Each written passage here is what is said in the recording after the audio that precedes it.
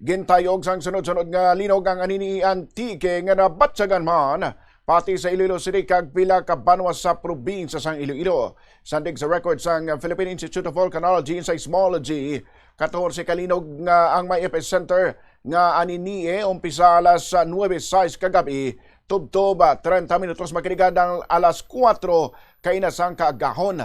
May kabaskugon ining magnitude 2.0 tubtob sa magnitude 4.9.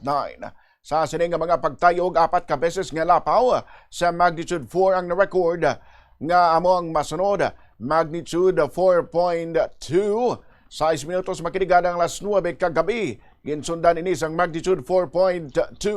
22 minutos makiligad sa alas 11 kagabi. Magnitude 4.9. 34 minutos makiligad sa alas 11 kagabi. Kag magnitude 4.3.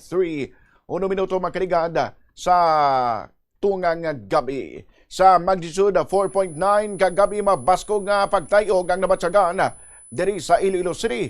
Una ini nga na-record nga magnitude 4.7 antes ginadjust kag ginpataas ang PHIVOLCS. Yari ang reported intensities. Intensity 3 sa City of Sipalay, Negros Occidental.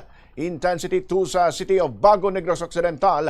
Anini-y kag Kulasi sa Antique, Buena Vista kag Hordan sa Guimaras, Iloilo City. Intensity 1 naman sa Sibaste kag Valderrama Antique, amo man sa Nueva Valencia Guimaras, Tapas Capiz kag Pasig City. Lunsay at tectonic in region ang linog kag base sa tatlo ka mga separadong bulletin sa Department of Science and Technology. Wala sang gina-expect nga damage kag aftershocks. Sa naunang nga interview sa Bombo Radio kay Office of Civil Defense Region 6 Director Raul Fernandez, ginpangabay sini sa publiko nga hindi magpanik kung may linog.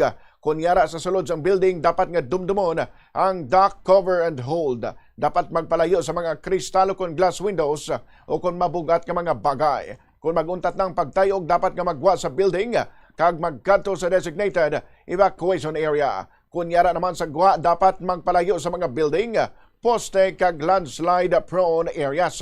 Kunara naman sa salakyan, dapat magpundoanay kag magwa sa salakyan. Hindi ni mapaktan kung saan mag-abot gani nagapanawagan ng opisina nga seryosohon gid ang pag-upod sa mga earthquake drills.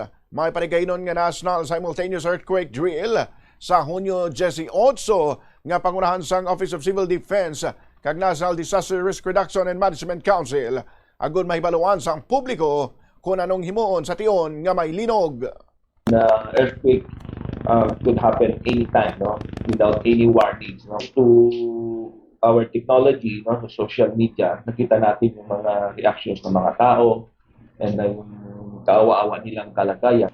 We learned a lot of things, no, because of that experience. We would want to stress, no, yung importance ng drills na kinakandak natin, no. We would like to encourage, no, lahat ng mga institutions natin, yung mga schools natin, no, business sector, no, ang mga government offices natin, yung may mga malaki ang building, to really take seriously, no, yung pagkakandak ng mga drills.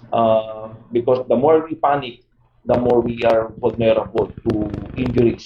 Sanayan natin gawin yun, wala tayong hindi tayo magpapanik and ligtas tayo. The more that we can protect ourselves from harm.